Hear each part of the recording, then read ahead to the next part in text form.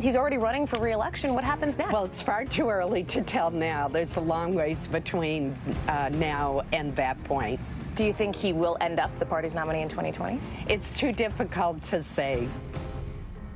I love Howie Jackson's question to Senator Collins of Maine, a Republican, and she won't even say, but it is the smart answer. It's too early to say, but not very supportive of Trump.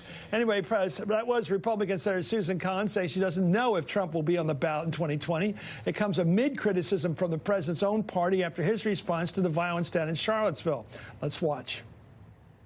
I'm very concerned about the rhetoric that's being used. I was concerned early in the campaign and during the campaign about the rhetoric that was used. I don't think the response that came out of Charlottesville was the right response that Americans need to hear.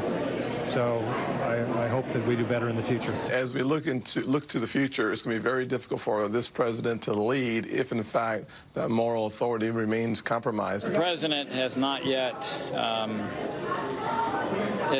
been able to demonstrate the stability nor some of the competence that he needs to demonstrate in order to be successful. Well, when the president seemed concerned last week about being associated with white supremacists and Nazis, companies decided that it wasn't worth it for them to be associated with Trump. The president had to shut down his 2 business advisory councils after the CEOs of companies, including Campbell Soups, Intel, Under Armour, and Johnson & Johnson decided to resign due to the president's comments. And the White House announced that the president and First Lady wouldn't be attending the Kennedy Center honors after honorees Carmen de la Vade and Norman Lear said they wouldn't attend the White House reception. Of course, somebody else, I forget who it was, said they weren't sure they were going to show up or not. Lionel Richie it was. He signaled that he might boycott the reception. He wanted to wait and see what the situation was. I love the way he answered it. Let's bring in the Hardball Roundtable. Jason Johnson, politics editor for The Root and MSNBC contributor as well. Shannon Pettypiece is a White House reporter for the Bloomberg News. And Dana Milbank is a columnist with the Washington Post. Dana, I want you to start because I think you'll be sharpest on this, and I want you to be this sharp. It seems to me that the president had good political cover when he had people like Steve Schwarzman and all these people around him saying, you know, we're going to try to do infrastructure. We're going to try to rebuild this country. We may not be Trumpites, but we're going to be part of his effort. The people that we're going to do tax reform. Now that they've all abandoned ship, I think it's going to be harder for him to do anything he promised to do, and I think the market's going to show that pretty soon. Well, they haven't all abandoned ship, but some have, and that is important because, you know, every time we have one of these big flaps and crises, they say, oh, that's the straw that'll break the camel's back.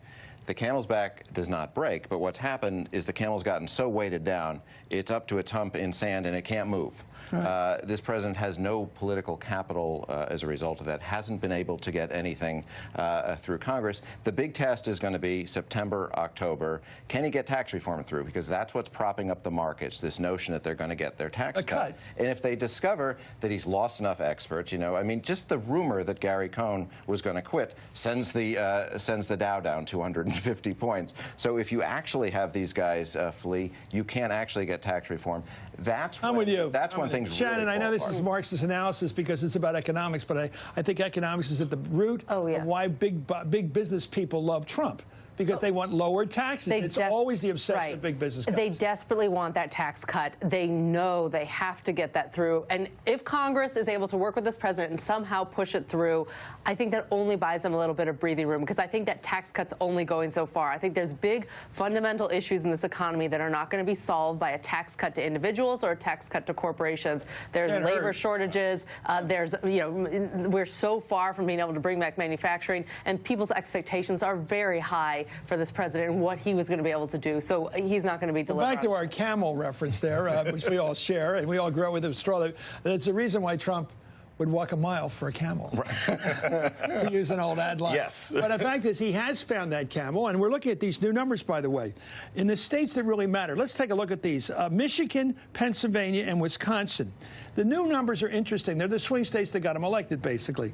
He's down, on average, 5 points. Look at that, 36, 35, 34. In each case, the polling before the election, had him up 5 over all those numbers. All three. It's very consistent.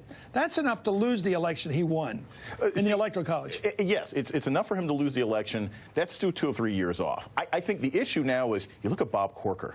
Bob Corker was a huge Trump supporter. He was on the short list of BVP. He is in a state that Trump won by 20-something points. Look at Tim Scott. When Republicans in red states during the recess are at home and talking to their constituents and feel proud enough and comfortable enough that they can criticize the president on national television knowing he's going to hear that message, that means he's got no political capital left in Washington, D.C. It's going to be really hard for him to get anything done. You know, but the interesting thing about those numbers are, I believe those are for voters as a whole, not just Republicans. And even though the Republican support has shrunk, it's still good. It's still around 75%. It's not enough to win elections, though. But if you're being primaried in 2018, I mean, as to somebody, he only needs to be candidate. He only needs 36 to beat the character with 32.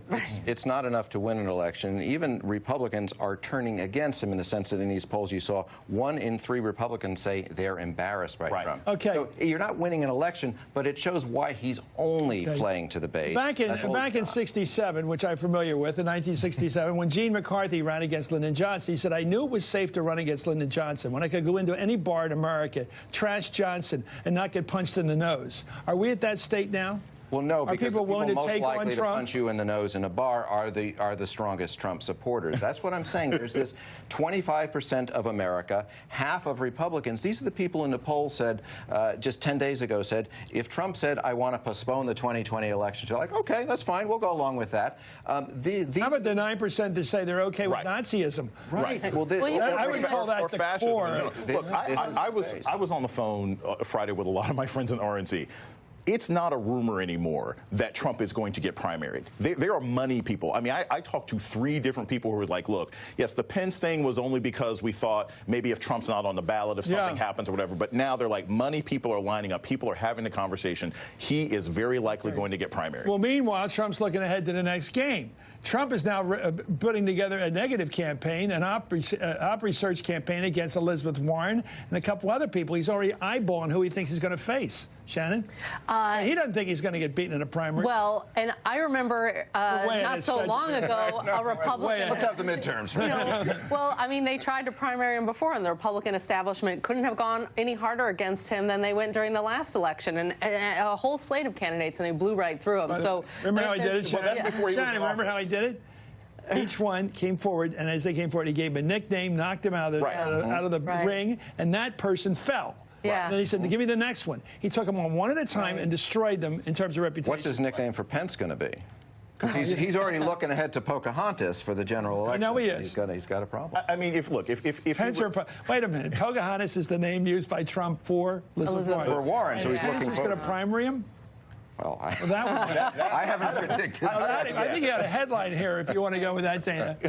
Yeah, I don't think that's likely. Look, if it's like an old, kung fu movie where people just surround the guy and line up so he can punch him down, then yes, of course he's going to win. But I think, look, it's far off away. But if 2018 goes badly, if they can't get anything done, if they can't get this legislative thing done to improve tax reform, you're going to have a problem. Let's see if we can agree on that. If he can't get a tax bill through, the market goes down. The rats really start leaving the ship. Dana. Because that's when people are thinking he's bringing steel jobs back to the Midwest, he's bringing coal jobs back, everything is going to be better. That's when they start realizing, oh, actually, all this rhetoric amounted to nothing, and we're not getting our jobs back. That's when you get at that 25%. Do you think your reporting or anybody here, Shannon, does your reporting tell you that Trump knows that that's the name of the game? He has to get a tax cut. Yes, I think they are taking tax reform very seriously, very organized. They really know they need to get that through. Republican leadership knows they need to get that through. But they got to get it through, and it's got to produce some sort of results, though. No, I'm just talking about by Christmas time, they have to have at least started it. Yeah, I My think question, they got 218, they got the votes in the House, right? Right. So they got to get it through the Senate. Do they need 60 or 50? Well, I don't know. Theoretically, they should probably need 60. Ain't gonna get it. And tax reform. If this is just tax cuts, I think it does. If it's just a middle class tax cut or corporate tax cut, breezes right through. If this is tax reform, really taking on the fundamentals of our system, then there 60. Are so many landmines and different breaks that can go along the way. Goldman Sachs had a report just late last week saying it's likelier than not that it'll happen, but they don't have a lot of confidence it'll happen. Well, I don't know how they can be so boneheaded so far. They've got nothing, no infrastructure, nothing rebuilt. America's not getting rebuilt. Everything Trump promised from Penn Station to LAX Airport, we're going to rebuild, make America like a real growing country again. Nada. And they're still talking about health care. Wait for September. Well, that was a bonehead starter for them. Anyway, the roundtable's sticking with us, and up next, these three will tell me something I don't know. That's